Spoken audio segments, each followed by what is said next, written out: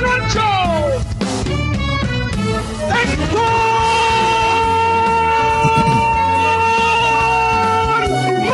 Marcano!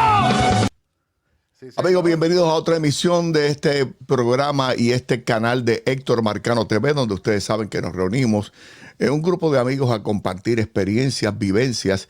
Y durante este periodo del día de hoy que nos estamos acercando a la Semana Santa, aunque estos temas no deberían ser de Semana Santa, pero usualmente así lo hacemos, Ángel, hemos querido invitar a un amigo que es puertorriqueño, que comenzó siendo lo que tú y yo estamos haciendo, siendo básicamente locutor en los medios de comunicación acá en Orlando hace algunos cuantos años.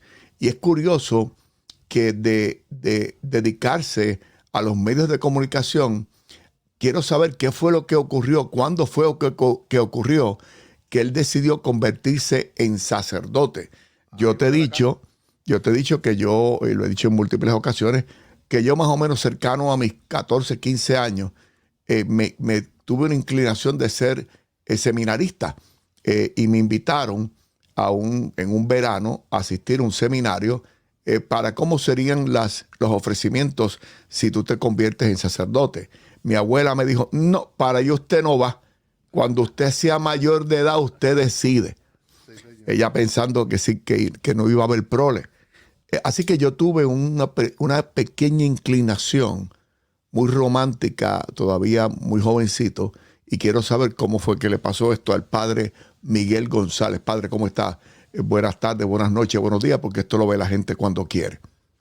Dependiendo la hora y el lugar donde la gente se encuentre, un Exacto. placer estar con ustedes dos. Buenas noches, Héctor y Ángel, o buenas tardes o buenos días, como dijiste también. Donde sea, buenas, padre, bienvenido. Padre, usted es una de las personas más emblemáticas para nosotros los hispanos, porque por medio de usted se trajo a Orlando, a la Florida Central, la misa en español. Yo que he ido a misas en inglés, no es igual. Es como ir al médico americano, norteamericano. Yo prefiero explicarle a un médico hispánico, pero principalmente puertorriqueño, mis achaques. Porque hay cosas que decimos en unos términos y transmutar las pasiones y las emociones a otro idioma, a mí todavía no me engancha. La misa es una de esas. ¿Cómo fue el efecto de tu poder traer la misa en español aquí a la Florida Central?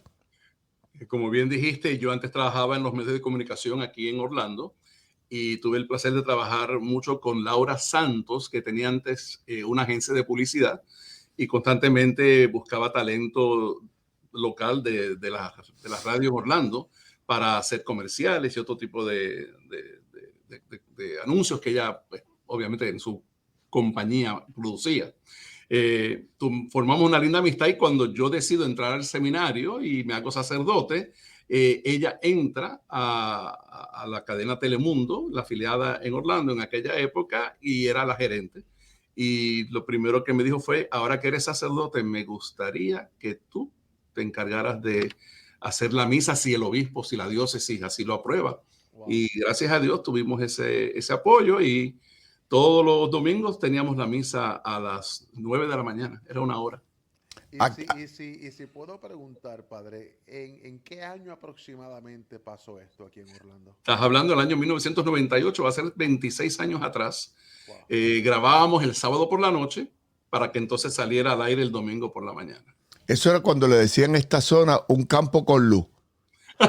Básicamente, pues los comienzos. Es una época muy interesante que gracias a Dios pude vivir y que pude experimentar, ¿no? Ver el nacimiento de todo un impulso grande que hoy en día, mira, hasta hoy con YouTube y otros medios de comunicación estamos llegando al pueblo hispano, que eso es muy importante. Bueno, curiosamente, una empresa donde yo tengo la participación y la oportunidad de dirigir, iHeartMedia, su estación más relevante en este mercado y a nivel del estado completa es Rumba, que es una estación hispana. Es la estación líder por encima de lo que llaman General Market Stations. O sea, el crecimiento ha sido monumental en términos económicos y en términos de llegar a la cantidad de hispanos que siguen llegando del norte que vienen de llegando de otros países. Algunos abandonaron Miami porque era altamente costoso y se han ubicado acá en la Florida Central y es avasallador. Yo que fui parte un poco de la transmutación que hubo en Miami. Yo recuerdo Miami en los 80, 90, cuando mi programa Marcano el Show comenzó, 80 y pico, Miami era un sitio de retirado.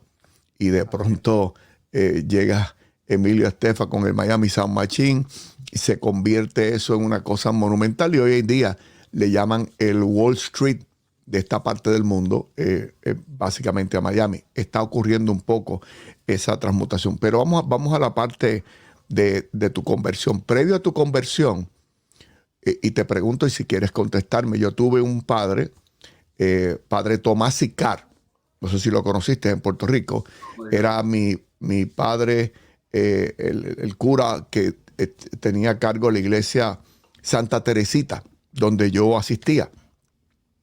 Y él me contó, nosotros íbamos a la playa juntos, nos hicimos buenos amigos, y íbamos a la playa juntos porque teníamos la playa básicamente a 2 cuadras.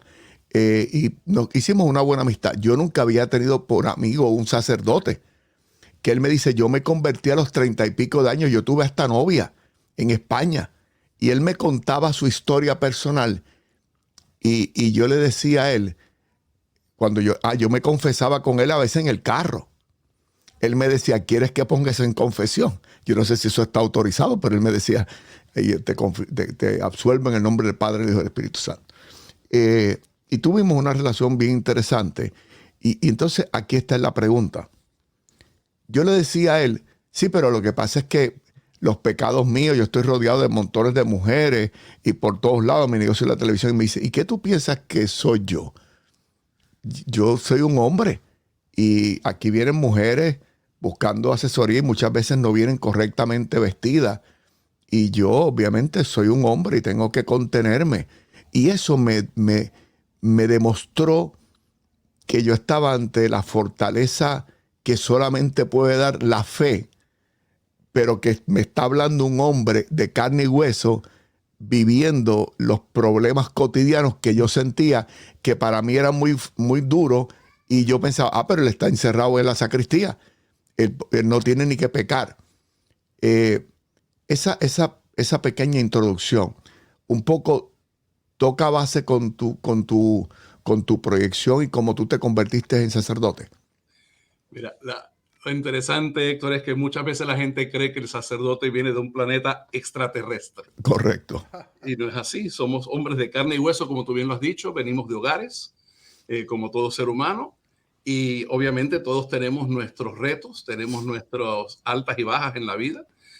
Siendo sacerdote todavía yo tengo una familia, yo tengo una madre que mi papá falleció hace 3 años atrás, la acompaño a ella, tengo hermanos, tengo sobrinos, o sea que estoy también involucrado en la problemática y en los retos que toda familia enfrenta en su diario vivir. O sea que esa parte también me toca a mí. Y al mismo tiempo, como sacerdote también, pues involucrado con todos los retos que tantas personas vienen en busca de una palabra de aliento, de optimismo, de esperanza para poder comunicar. Claro, como ser humano, por ejemplo, cuando yo doy una homilía, cuando yo predico, lo primero que yo hago en la preparación de esa homilía es ver cómo eso aplica a mi vida, encontrar cuáles son esas áreas que este mensaje también puede nutrirme a mí también.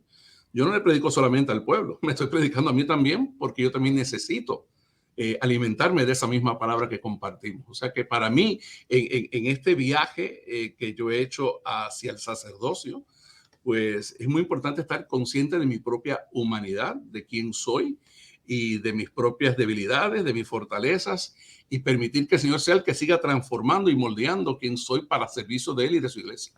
Padre, Yo, déjame hacerte una preguntita. Yo siempre he tenido esta pregunta interna, como le pregunto a un psicólogo, ¿no? Un psicólogo absorbe tantas emociones de otras personas que yo creo que llega el momento en que llega a afectarles a ellos. Cuando pasa eso, padre, ¿en que usted se sostiene o tiene alguna persona que lo ayuda a canalizar todas estas energías? Muy buena pregunta, Ángel, porque eso es parte de lo que como sacerdote le brindo a la gente, ¿no? Pero ¿qué pasa con el sacerdote cuando tiene esa? Y te voy a compartir una anécdota, una vivencia, no anécdota, porque es un testimonio, ¿no? Pero sí, sin duda alguna, el sacerdote, desde que empieza su proceso como seminarista, ya enseguida te invitan a considerar, a invitar como compañero de ese viaje a un sacerdote como director espiritual. Esa persona es la que va a caminar contigo constantemente y según el tiempo va cambiando, pues obviamente vas cambiando si te mudas de un sitio a otro o de parroquia. Vas buscando un sacerdote que pueda acompañarte, que te puedas reunir con él para procesar las cosas que vas experimentando y también cómo va tu vida espiritual, porque son muchos retos los que uno enfrenta. Pero también, dependiendo de la situación, a veces también el poder considerar un consejero de salud mental es muy saludable y muy bueno y beneficioso también, especialmente cuando uno va atravesando por situaciones difíciles. La anécdota que quiero compartir, o el testimonio, la vivencia, fue el hecho de que como sacerdote, en estos 26 años que llevo sirviendo, el impacto más grande que yo he experimentado como sacerdote y ser humano fue la masacre de Pauls. Wow. Cuando se me acercaron llamando para que fuera a asistir a las familias de las víctimas que lamentablemente perdieron su vida aquella madrugada, ¿no?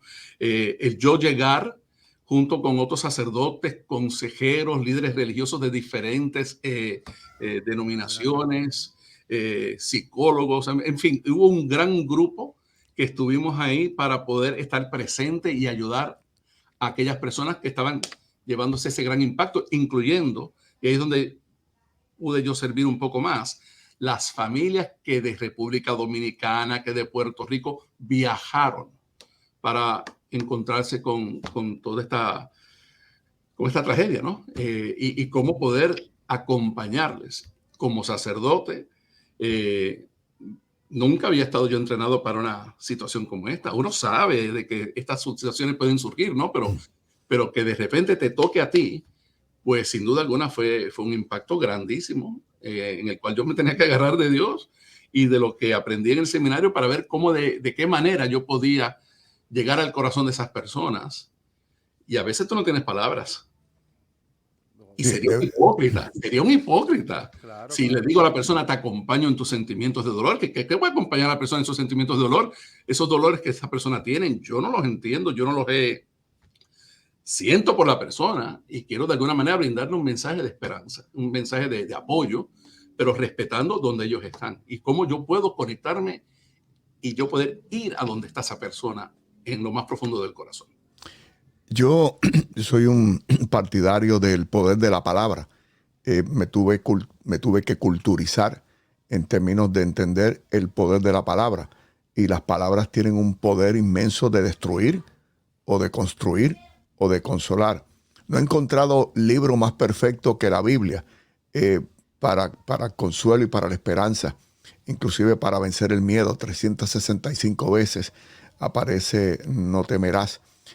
Y me parece que el abandono de estas nuevas generaciones de los elementos con el que yo me crié, el temor de Dios, no es miedo, temor, el respeto, la devoción a Dios y tener unos fundamentos base, han hecho que ahora mismo estamos viviendo en una sociedad donde hay un alto nivel de ateísmo, hay un alto nivel de desapego con la religión, y yo voy a separar la palabra religión con la cristiandad cristocéntrica. Y yo me pregunto, ¿la iglesia ha tenido, y tú como sacerdote, has visto ese impacto de ese desapego de las nuevas generaciones en torno a la vida cristiana? Sin duda alguna, no podemos ser ciegos ante una realidad de que esos números son dramáticos, de la baja que existe. Sin duda alguna, mi temor, y aunque yo tenga ese temor, no pierdo la esperanza, porque si pierdo la esperanza, lo pierdo todo. Y la esperanza tiene nombre, es Dios. Pero el hecho es de que si nosotros no hacemos nada, esta generación ahora, para poder llegar a la futura generación, esa futura generación va a desconectarse completamente. Esos números van a seguir bajando. Pero está de parte nuestra hacer la diferencia en cómo llegamos a esos jóvenes. No los que están en la iglesia. Tenemos que buscar los que no están en la iglesia para poder invitarles a tener un encuentro real con Dios en sus vidas. Pero yo tengo que ayudar que ese encuentro surja. Y para que eso sea posible, yo tengo que acompañar a esa persona. Ahí está el reto que nos toca a todos nosotros, no solamente al sacerdote, a los padres de familia con sus hijos, a todos los que profesan la fe. El poder llegar a esa persona, a ese joven, con una invitación a encontrarse con este Dios vivo que está presente, que conoce nuestros quebrantos, que conoce nuestros dolores, nuestras ansiedades, nuestros miedos, y encontrar en Él esa esperanza, ese ánimo para seguir luchando, seguir viviendo. Pero si yo no le presento a esa persona, a ese Dios, y no me comprometo en acompañarlo, ¿cómo va a saber? ¿Cómo lo va a descubrir? Yo recuerdo al padre Candela, no sé si ustedes se acuerdan del padre Candela. ¿Cómo no? Claro. Fue para el tiempo que yo tenía una propiedad en el área de Santurce, estaba la iglesia del Sagrado Corazón, y él tenía un verbo agresivo, un verbo fuerte, y atacaba desde el púlpito a los políticos y los ponía, los enderezaba. Inclusive iban allí porque él venía de la catedral, y iban allí, los seguían y se veía muchos políticos, pero él les hablaba duro. Igual un poco en Nicaragua el padre Antonio. La pregunta es, ¿usted desde el púlpito manda mensajes a la corrección a políticos que lamentablemente estamos viviendo? No estoy diciendo que todo tiempo pasado fue mejor, pero viendo la calidad de los políticos y el interés de servir a otros cada día es menos, es más bien para ser servidos. Usted no da mensajes en su homilía y como parte de su proyección como sacerdote a la corrección de los políticos. La misión del que está en el púlpito o en el ambón para poder predicar, yo tengo que estar consciente de que yo tengo que anunciar el evangelio, pero ese evangelio que estoy anunciando también denuncia. Y eso es muy importante.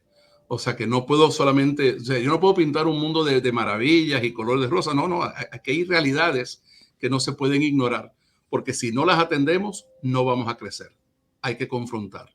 Y se confronta con la verdad. Y la verdad la encontramos en el evangelio, como tú mismo estabas mencionando hace unos momentos también. O sea, que es imprescindible. Es importante. Porque ese es el momento en que tú tienes una feligresía que está atenta a lo que tú vas a decir y lo que vas a pronunciar para poder darle relevancia a ese evangelio que se escribió miles de años atrás. Si no le pongo un contexto de lo que estamos viviendo ahora, en la actualidad, entonces yo no puedo ser efectivo en esa misión de comunicar con eficacia la palabra de Dios.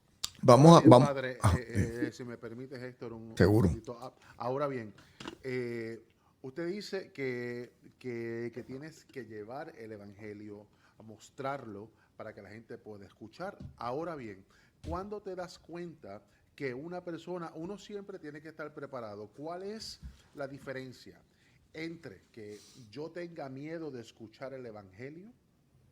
¿O cuál es la diferencia que yo no estoy listo para escucharlo? ¿Existe esa diferencia o eso es una falacia? No es falacia, Ángel, es la realidad. Y recuérdate que tenemos una diversidad de personas que están entrando por esas puertas que yo no conozco, que llegan por primera vez, o que sí han llegado, pero están en una esquinita, calladitos, reservaditos. Yo tengo que estar consciente al hacer un estudio del ambiente, ¿no? De los que están entrando por esa puerta. Y yo sé que cada uno tiene su maleta, yo tengo la mía, todos tenemos la nuestra, pero hay diferentes dificultades, retos, situaciones.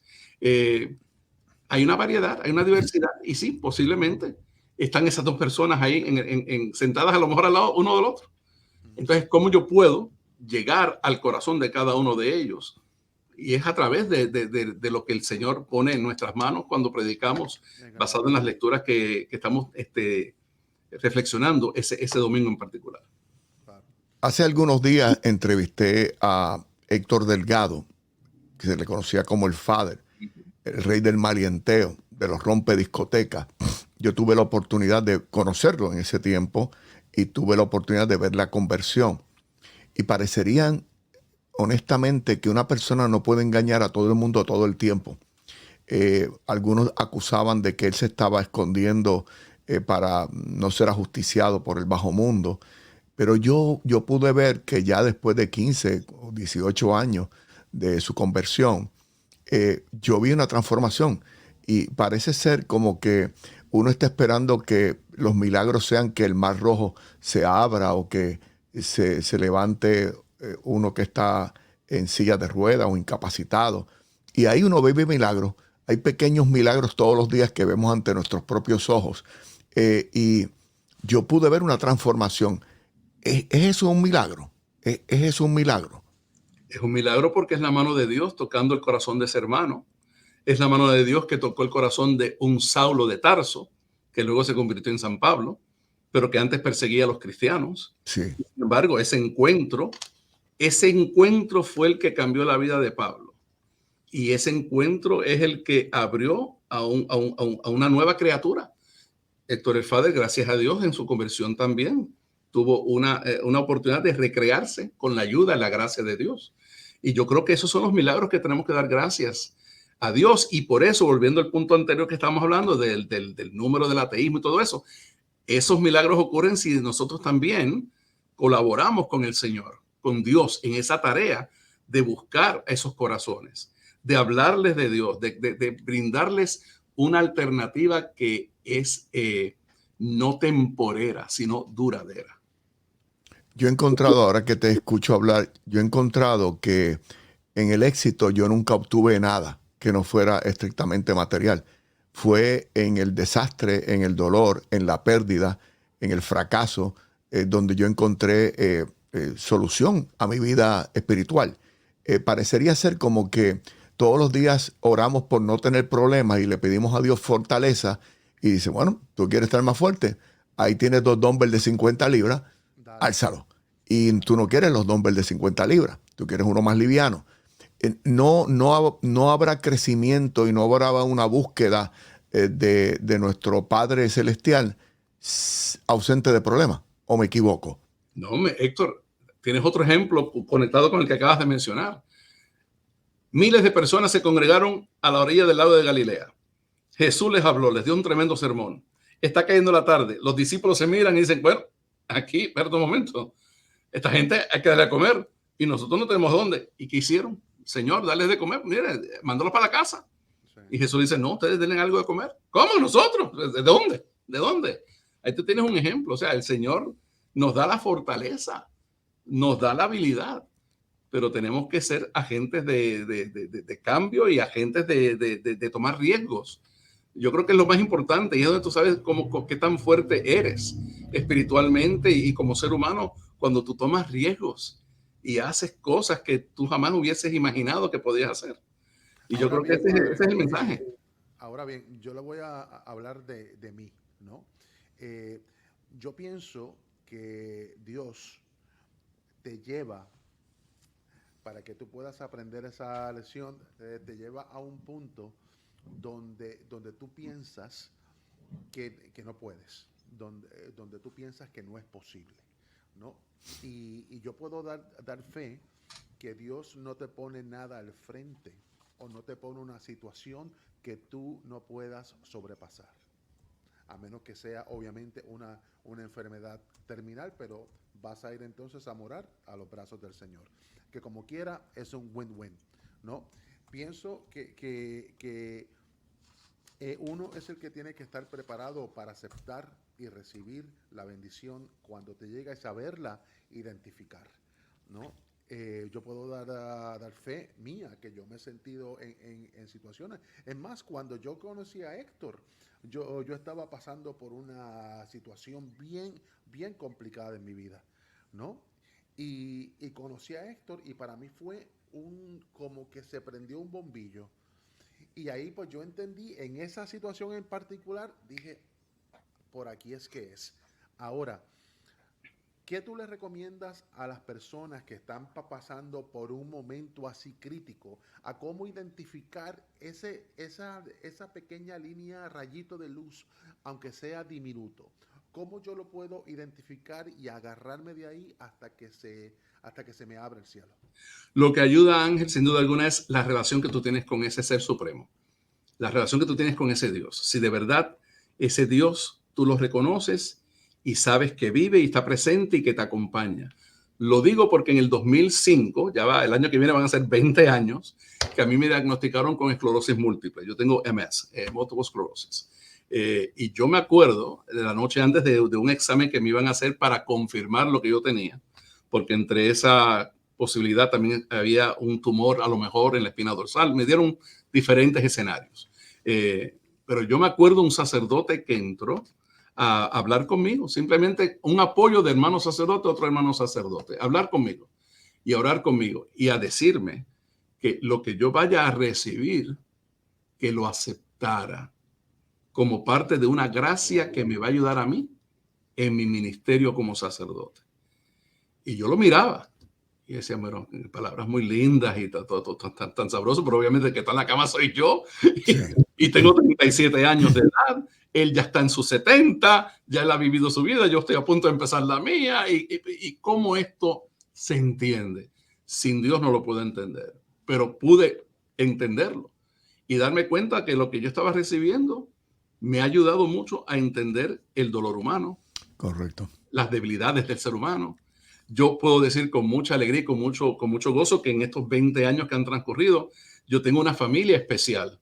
Y no estoy hablando de mi mamá y mis hermanos y mis sobrinos, no, yo estoy hablando de mi familia, de hermanos y hermanas que tienen la condición que tengo yo, porque yo no tuve miedo en públicamente decirlo, en hablar de mi condición y de poder, a través de esa confesión, personas que se acercaron a mí para saber cómo puedo yo lidiar con esto y yo poder ser un apoyo y al mismo tiempo también dejarme apoyar por ellos también, porque eso es lo lindo de esta familia, de que nos apoyamos mutuamente porque entendemos lo que estamos viviendo, lo que estamos experimentando en nuestra vida. Yo creo que eso es parte de la conexión entre seres humanos. Tenemos que tener mucho cuidado de no deshumanizarnos, porque al perder la comunicación, el tacto, el diálogo con otra persona, esto mismo que estamos haciendo ahora, esto es una bendición. Y esto es una bendición también para todos los que se conectan, ¿ves? Porque estamos hablando experiencias humanas. No es una computadora la que está hablando. No es una máquina electrónica. No, es el ser humano conectado con otro. Y eso es lo que ayuda a ser mejores seres humanos y poder identificar lo que está mal y lo que está bien y cómo poder colaborar y solidarizarnos para siempre buscar algo mejor para nuestra comunidad, para nuestra sociedad. Parecería ser que en esta sociedad que es tipo de gratificación inmediata, donde las realidades que nos provee las redes sociales nos dan una inmediatez y muchas veces tener demasiado inmediatez produce ansiedad. Hoy día la palabra ansiedad es un término que yo cuando me criaba nunca la escuché. Yo oigo a mis hijos, 20 y pico de años, es que estoy ansioso. Tienes todo. ¿Qué más tú quieres? Hay gente en otras partes del mundo muriéndose de hambre, no tienen padres y cruzaron la frontera y llegaron aquí con coyotes. Y tú me dices que tú estás ansioso. Pues que veo que esta sociedad, que es un ecosistema, ha producido una gratificación inmediata. Y entonces, cuando yo recurro a lo que yo entiendo que es el manual de operaciones del hombre, que es la Biblia, me parece, padre, y usted lo sabrá mejor que yo, en la medida que uno va envejeciendo, uno va entendiendo cosas que anteriormente no podía entender, y el dolor que tú tienes en tu salud, que lo he vivido yo también en la mía, o en mis padres o mis abuelos, es que la gente rota, la gente que tienen unos problemas serios, son los más empáticos y que son los que pueden hablar de decir, pero que tú quieres buscar felicidad, pero si la felicidad no existe sin problema, no hay vida sin un problema.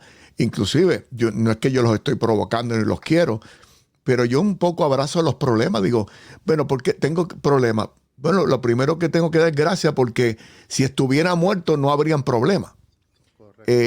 Yo creo que es un poco la interpretación, porque la gente tiene miedo. Y contaba hace algunos días que para mí el amor, que lo he descubierto a través de mi creencia en Dios, en la familia que tengo, me quita los temores. Porque yo digo, ¿qué es lo peor que puede pasar? Yo me voy a morir. Y que me digan que no, que esto no se dé, pues me muevo a otra. ¿Es mi pensar demasiado muy romántico o estoy tratando de vivir la vida desde el punto de vista cristocéntrica, orientada en la guía, en la normativa que debe ser la Biblia? Es un hombre que tiene una relación auténtica y real con ese Dios que se ha revelado en tu vida. Esa es la respuesta. Y es lo que tenemos que seguir comunicándole a nuestra sociedad, porque tratamos a Dios como si no importara. No consultamos, ignoramos, ponemos resistencia, todo tiene que ser a mi manera, Él tiene que caber en mi agenda, yo no en la de Él. Y entonces empezamos a entrar en ese mundo de confusiones y de caos. Y ahí es donde viene entonces el miedo, ahí es donde viene la falta de esperanza, ahí es donde está la desconexión completa y total. Y por eso esas conversiones tan lindas que hemos hablado en este diálogo que hemos tenido los tres, son personas que tocaron tierra, cayeron, pero de repente se levantaron. ¿Por qué? Porque encontraron una mano que se les extendió. Y esa mano es la mano del Dios Todopoderoso que levanta al caído. San Agustín siempre decía que no existe un santo sin un pasado y un pecador sin un futuro. Qué lindo eso. La vida cambia. Cuando nosotros abrimos el corazón y permitimos que esa relación que Dios nos quiere extender, la aceptemos y las cosas las vemos de una manera diferente. Y eso es lo que estoy obviamente confirmando lo que tú mismo estás diciendo, Héctor. Y una pregunta, nosotros somos un espíritu viviendo experiencias terrenales. O sea, porque como la vida es tan efímera, hace algunos días yo celebraba los 20 años, ya tengo 60 y pico, y yo digo, ¿cuándo pasó esto? Yo no me di cuenta. Significa que en la lista de personas que se tienen que ir, porque es el paso lógico que vamos a dejar de existir, debo de estar en el tope. Y me imagino que estará Mateo, Lucas, diciendo, espérate, este no, le toca mañana. Y lo veo con gracia, lo veo como que es parte del proceso, no debo tener miedo. La pregunta que uno se hace es que lo que estamos viviendo como espíritu en materia, en cuerpo, es solamente una experiencia pasajera porque tendremos una vida futura distinta. Héctor, Ángel y Miguel no se van a ir de este mundo el día antes. Nos va a tocar cuando nos toque, ¿ok? Pero lo lindo de este viaje, de esta jornada, de este peregrinaje, es que vamos camino a la promesa de un Dios que nos ha dicho que vamos a estar con Él por toda la eternidad, fuera de este concepto del tiempo. Estamos aquí pasajeros por este mundo, pero aquí no termina nuestra jornada. Esto es el abrir, como tampoco piensa en un bebé que está en el vientre de su madre y cuando llegan los 9 meses, él querrá aferrarse al vientre de mamá, pero tienes que salir. Ya tu vida concluyó en esta etapa de tu peregrinaje. Ahora se te abre una nueva puerta y es la que experimentamos ustedes y yo ahora mismo en este momento. Pero también va a llegar ese momento en que también la vida va a acabar aquí, pero no termina la nuestra, se transforma. Y ahí está la belleza de la promesa que Dios a través de su Hijo nos ha comunicado a cada uno de nosotros. Hay un lugar que nos aguarda en el cielo, donde no habrá tristeza, ni dolor, ni angustia, ni amargura. Paz y puro amor. Hablaste de madre, hablaste de bebé. Perdón, Ángel. No, perdóname. Sí, aquí podemos estar toda una noche, la conversación maravillosa, ¿no? Pero te pregunto yo, ¿habrá gente que no está capacitada para aceptar a Dios como el amor más grande que existe en el universo? Dependiendo la problemática o las dificultades o retos que esa persona esté experimentando. O a menos, perdón, padre, que se esté cayendo el avión, porque yo los que veo siempre cuando se está cayendo el avión, todo el mundo rezando o buscando a quien está orando. Siempre me recuerdo de esa escena en la guagua aérea. Sí, exactamente, exactamente. Siempre me acuerdo de esa escena cuando esos momentos así ocurren, pero la realidad del caso es que van a haber personas que van a tener sus dificultades, pero Dios conoce el corazón del hombre. Y como Dios conoce el corazón del hombre y conoce a esa persona en su esencia, quién es, de alguna manera Él se va a dar a conocer a esa persona y esa persona lo va a descubrir en algún momento de esa trayectoria, aunque sea en el momento último de tu último aliento que tomes. Bueno, pues yo sí creo en Dios. Dios es real. El que piense que no lo es, yo espero que pueda ver la luz. Yo doy Amén. fe de que sí existe y de que Amén. está con nosotros todos los días. Yo, Definitivamente. hablaste de madre, hablaste de criatura. He visto unos episodios que me rompen técnicamente el corazón. Vi a esta joven Cristal Candelario, Candelario, sí, Sí. que se fue de vacaciones a Puerto Rico y dejó a su criatura de infante muerta, o sea, se murió de inanición, y me pareció algo realmente terrible, patético. ¿Cómo es que hoy día vemos cosas pasando de la palabra madre que yo no podía ni imaginarme? Hace otros días, recientemente, veo una telereportera de Puerto Rico que se va en llantos cuando ella está explicando que la señora madre acusada cogió a su pequeña criatura y le dio contra el piso Horrible, horrible. y le rompió el corazón, no románticamente, le destruyó el corazón. Una madre se empata con un señor que ella tiene una hija, Madeline Soto, Soto. y le violan a su niña, se la asesinan y ella crea empatía con el asesino y no con la criatura que fallece. Y uno se pregunta, ¿dónde está Dios? ¿Dónde está Dios con esas criaturas? Las criaturas, obviamente, Dios está con ellas porque sabemos que, como dije hace un momento, la muerte no es el final. Y Dios, en su misericordia, las tiene en su corazón y las tiene con Él.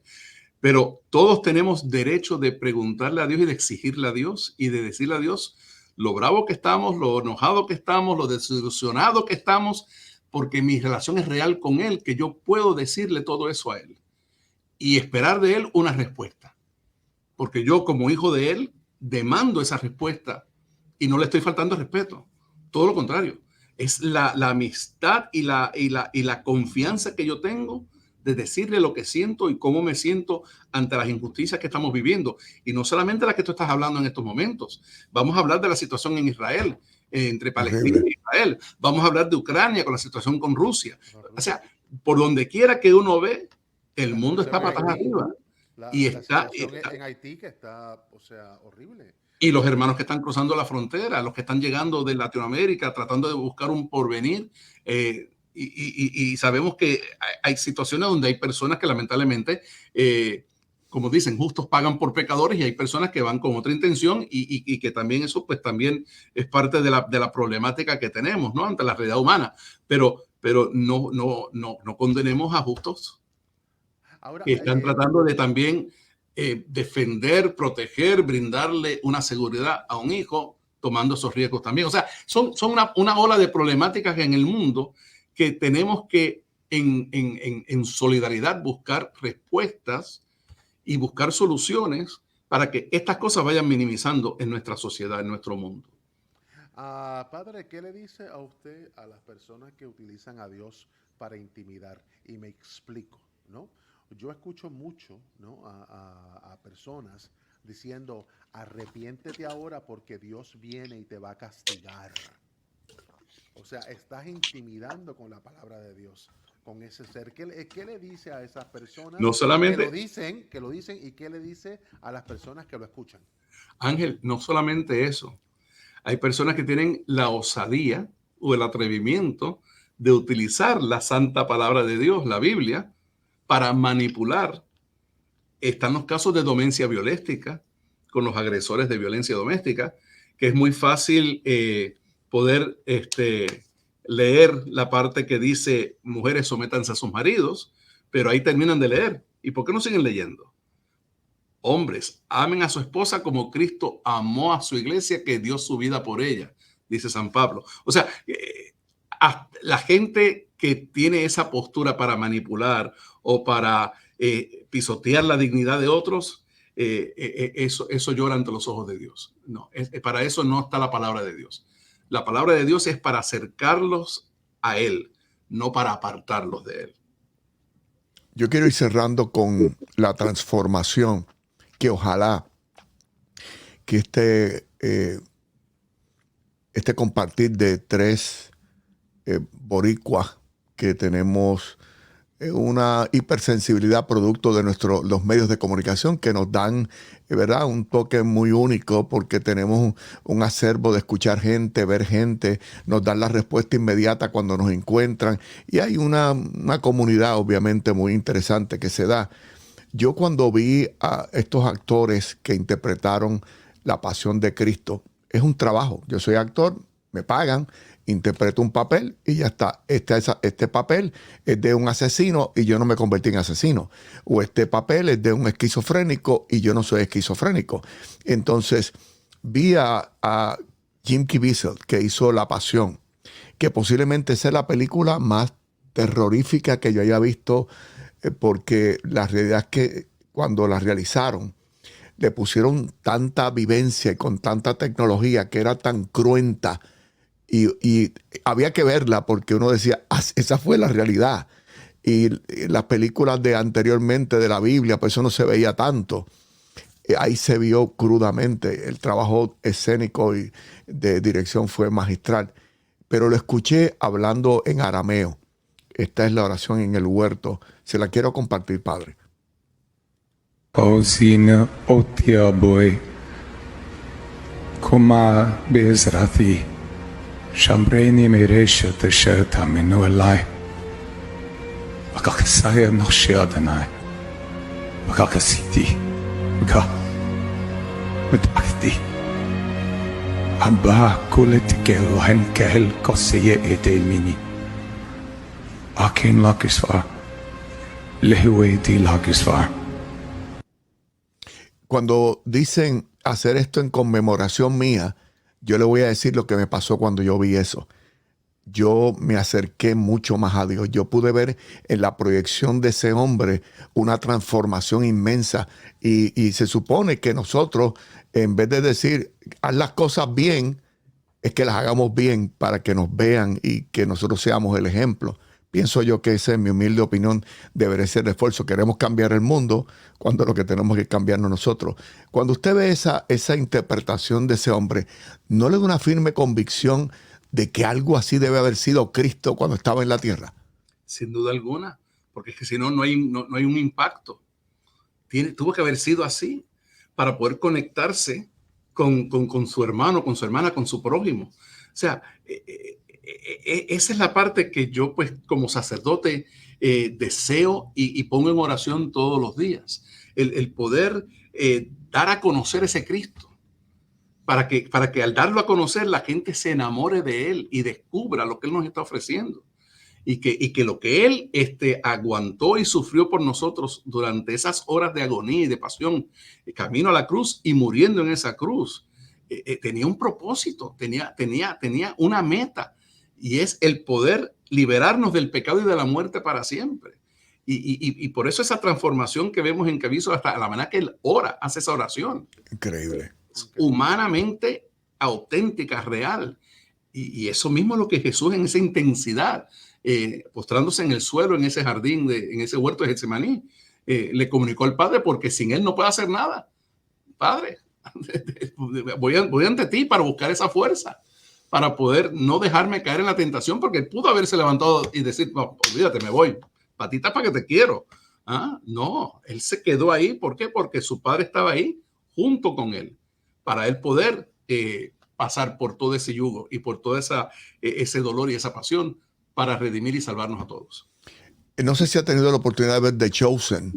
Es otra serie que son como 8 episodios que protagoniza Jonathan Rumi. lo pude ver en un reality show posteriormente que hacen una revelación de cómo se hizo la serie. Y yo veo al carácter, al personaje antes y lo veo durante la transformación de hacer la serie, y el semblante, la forma de expresar, se corrigió la conducta, es otra persona. Parecería ser como que yo, que amo este oficio que Dios me ha permitido, estar cerca de actores, gente que interpretan, me parece magistral, y yo creo mucho en el edutainment. Yo pienso que se puede educar entreteniendo. Y yo veo a este hombre, digo, significa que si nosotros tratásemos de imitar a Cristo en cualquier oportunidad, como estos que están siendo actores pagados para hacer esto, me parece que es el ejemplo más fácil, en vez de yo tener que estar enjuiciando. Yo me estoy explicando bien, padre. ¿Usted me entiende? Claramente, Héctor, y ahí tenemos otro ejemplo de otro gran santo de la iglesia, que es San Francisco de Asís.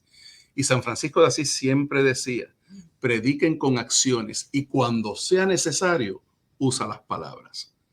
Pero la acción, ese amor, ese respeto por la dignidad humana, ese acercamiento al prójimo para ayudar y para enaltecer, no rebajar, no pisotear, esa conducta, lo que hagas por el más humilde de mis hermanos, me lo haces a mí, es lo que gana ante Dios un corazón genuino, entregado a la misión que Dios pone en cada uno de nosotros. Porque todos tenemos una misión, todos tenemos una misión. Ya estamos cerrando el programa y estamos próximos a los periodos de Semana Santa. Yo no hago este programa por Semana Santa, no necesariamente.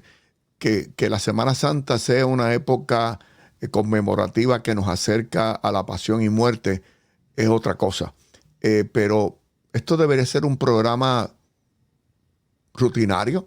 Definitivamente. Esto debe ser un programa que debe ser un tema de conversación que no sea de una estación religiosa, porque lo único que tenemos cierto es que nos vamos a morir. Y la pregunta, cuando yo veo gente en los hospitales encamados, lo único que piden es oración. El mismo Papa, que yo pensaría que debe tener un ring down con Dios en el Vaticano, él dice: oren por mí. Y yo digo, pero que oren por él, pero si él es el custodio de la iglesia, él es el que Dios dijo: hacer esto y sigue mi iglesia, aquí está esto. Y yo digo, si él pide oración para él. Pero ahí no nos vamos al principio de la conversación, cuando el padre Miguel dijo que él de hecho necesitaba un guía espiritual, ¿no? El Papa tiene que tener a alguien que él llama. Claro que sí, claro que sí. El Papa tiene un confesor. Así como yo voy a confesarme con un sacerdote, porque yo no me puedo absolver a mí mismo, el Papa, que es el sucesor de Pedro, tampoco se puede absolver a él mismo. Él necesita un sacerdote donde él puede entregarle todos esos pecados, todos esos quebrantos y recibir absolución para perseverar en su vida como cristiano, como todos estamos llamados a hacer, a perseverar en nuestro llamado a imitar a Cristo y de poder decirle no al pecado y sí a lo que él nos ofrece. Padre, ya cerrando esta primera oportunidad, porque espero que sea una de muchas, si usted no lo permite. Hay gente ahora mismo pensando en suicidarse, pensando en abortar, pensando en que la vida no vale 2 centavos, pensando en divorciarse porque esta mujer ya no sirve o este hombre ya no sirve, hijos pensando en matar a sus padres. Yo digo esta cantidad de cosas cruentas porque es realidad, la veo todos los días. ¿Hay algún pasaje de la Biblia, hay algún salmo, hay algún versículo que tú hayas encontrado que es salvífico para esto que yo estoy hablando? Que alguien que yo le diga, escucha este salmo, escucha este versículo y que pueda transformar una vida. Capítulo 14 de Juan, cuando Jesús le dice a los apóstoles la noche antes de morir: no pierdan la paz. Si tienen fe en Dios, tengan también fe en mí. Amén. Impresionante. Menos es más. Eso yo lo aprendí en homeopatía. Menos es más. Cuando yo preguntaba, pero este era un maestro coreano, ¿cómo que menos es más? Eso no hace sentido. Me dijo, coja en un lago plácido, tire una pequeña piedrita en el medio del lago y mire cómo la onda expansiva llega hasta la orilla. Y yo decía, impresionante, menos es más. Padre, siempre es un placer poderte saludar y saber que de nuestra tierra no solamente han habido artistas famosos, sino también sacerdotes que están contribuyendo en la vida, la nuestra terrenal, con un paso para el más allá cuando Dios determine que sea. Te deseo mucho éxito, salud, y estoy claro de que Dios te ha dado ese yugo porque estás haciendo cosas maravillosas, como la oportunidad de poderte entrevistar y compartir con nosotros en esta tarde, esta noche, este día, a la hora que sea que nos estén viendo. Gracias, Héctor. Gracias, Ángel. Y gracias, un placer el poder colaborar con ustedes. Y ha sido una charla muy increíblemente instructiva y también amena. Y les agradezco mucho el espacio que me han dado para compartir con tu audiencia también. No se puede ir, Padre, sin echarnos la bendición. Yo creo mucho en la bendición. Yo a mis hijos les exijo que me pidan la bendición y yo se las doy en el nombre de Dios. ¿Nos puede echar la bendición? Y es algo tan nuestro también culturalmente hablando, ¿no? Que hijo no le da a su tía o a su abuelo a pedir la bendición, ¿no? Y eso es algo que yo inculco aquí también en nuestros jóvenes y en las familias acá que están con nosotros. Así que el Señor esté con ustedes y que la bendición de Dios Todopoderoso, Padre, Hijo y Espíritu Santo descienda sobre ustedes y les acompañe siempre. Amén. Amén. Padre, bueno, ustedes amigos que nos están viendo.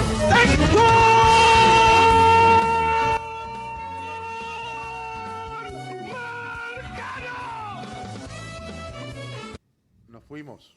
Padre, muchísimas gracias. Fue un lindo programa.